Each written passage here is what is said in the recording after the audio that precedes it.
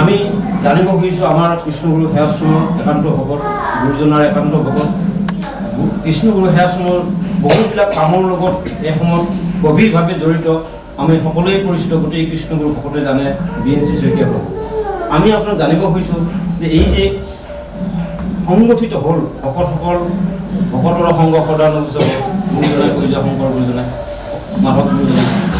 এই যে ভকতসকল সংগঠিত হ'ল সংঘবদ্ধ হ'ল আচলতে কি ইয়াৰ ৰহস্যটো কি কেনেধৰণে সংঘবদ্ধ হ'ল ই এক স্বতঃস্ফূৰ্ত অৱস্থা নে কি হ'ল কোনোবাই সাংগঠনিকভাৱে কোনোবাই নেতৃত্বলৈ কৰিলে নে কি ধৰণে হ'ল বা এই যিটো ভকতসকল সংগঠিত হৈছে বা সংঘ নাম লৈছে এই সংঘটো বা এই সংগঠিত ভকতসকল বা একত্ৰিত হোৱা ভকতসকলৰ যাত্ৰাটো কেনেকুৱা ধৰণৰ এই যাত্ৰাত কৃষ্ণগুৰু সেৱাশ্ৰমৰ লগত আপোনালোকৰ কেনেকুৱা ধৰণৰ সমিলমিলতা থাকিব এই কথাত ক'ব লাগিব আমি 2025 চনলৈ ঘূৰি চাব লাগিব প্ৰায় 20 আগষ্টলৈ 20 আগষ্টত আমাৰ এজন একান্ত ভকত এই ভাগৱতী খগেন বৰদলৈ সোণাপুৰ থানলৈ মাতি পঠাইছিলে তেওঁ এটাই বুলি তেওঁলোকে ব্যাখ্যা কৰে তেওঁ হ'ল কি গুৰুজনাৰ যিখিনি বাণী আছিলে সেইখিনি প্ৰচাৰ কৰিছিলে ভাগৱত ফেচবুক যোগে তো এইটোত কিছু কথাত সমিলমিলৰ এটা প্ৰশ্ন আহি পৰিলে যিটো তাতে থকা যিজন গুৰু আছে এই গুৰুজনে অলপ অপমান পালে বোধ কৰোঁ মই ক'ব খুজিছোঁ কাৰণ তাৰ পিছদিনাই কেইজনমান যুৱ সমাজৰ ল'ৰা দি তালৈ সোণাপুৰ থানালৈ লৈ পেলাই তেওঁক ধৰাই আনিলে এই খগেন বৰপ্ৰভু ভাগৱতী আমাৰ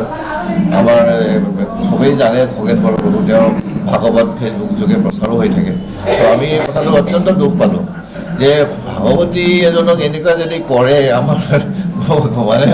ধৰ্মটো কোন দিশে গতি কৰিছে সেইটো কথাত আমি অলপ হেৰি লাগে তাৰপিছত লাহে লাহে গম পালোঁ আমাৰ মেধি প্ৰভু আমাৰ মদন ডেকা প্ৰভু তেওঁলোককো বোলে বহিষ্কাৰ কৰিছে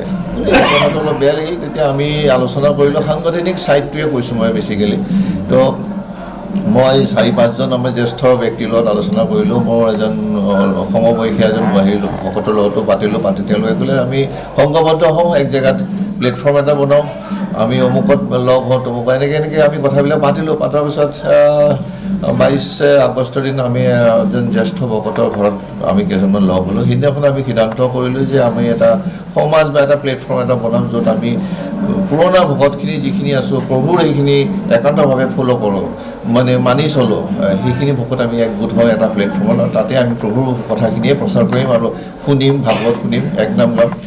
এই উদ্দেশ্যেৰে আমি তাতে সিদ্ধান্ত এটা ল'লোঁ যে আমি একগোট হৈ এটা সংঘ বা সত্ৰ বা তেনেকুৱা ধৰণৰ নামৰ এটা প্লেটফৰ্ম এটা তো তেনেকৈ আমাৰ 4-5খনমান মিটিং হ'ল এখন জেনেৰেল মিটিং হ'ল 12 অক্টোবৰত তাতে মিটিঙত আমি সিদ্ধান্ত ল'লোঁ যে এনেকৈ এটা সংঘই বনোৱা যাওক সেই সূত্ৰে মানে সংঘটো হ'ল আৰু বনোৱা হ'ল তাৰপিছত আমাৰ এইটো বনোৱাৰ পাছতে আমি বহুত বাধা বিঘিনিৰ সন্মুখীন হ'লোঁ আমাৰ কিছু ভকতক ফোন যোগে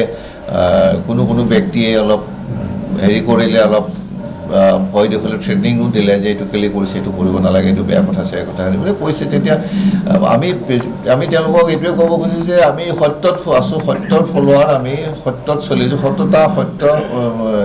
আপোনাৰ স্বচ্ছতা আমাৰ ট্ৰেন্সপাৰেঞ্চি থাকিব আমি এনেকৈ আমি ধৰ্মটো আগবঢ়াই লৈ যাম প্ৰভুৰ ধৰ্মটো সেই উদ্দেশ্যে আমি মানে সংগঠিত হৈছে এটা প্লেটফৰ্মত